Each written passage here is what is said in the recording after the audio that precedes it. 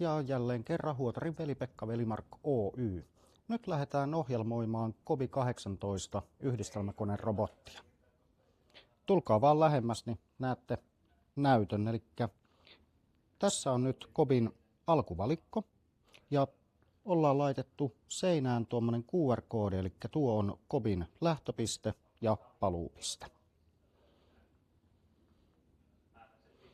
Kun lähdetään ohjelmoimaan, valitaan täältä opetusmoodi eli karttakeppityyppi. Skannataan sijaintikoodi. Yhteen koodiin mahtuu 6 aluetta. Valitaan täältä tyhjä plussa ja kummalla tavalla ohjelmoidaan. Otetaanko Custom Mode, ajetaan kaikki paikat ja Kobi toistaa tismalleen saman, tekee myös samat virheet mitä ihminen, vai automaattinen täyttö, ajetaan pelkästään alueen reunat ja Kobi täyttää kaiken sisältä. Automaattinen täyttö, painetaan ainoaa fyysistä painiketta, odotetaan että kartta tulee tuohon näyttöön ja lähdetään työntämään reunoja pitkin.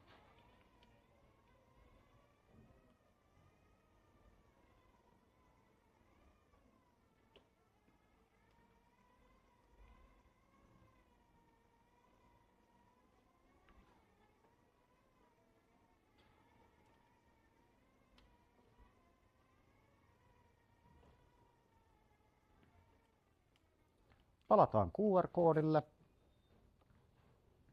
painetaan keltainen tallennan nappi, hyväksytään. Olemme ohjelmoineet robotin.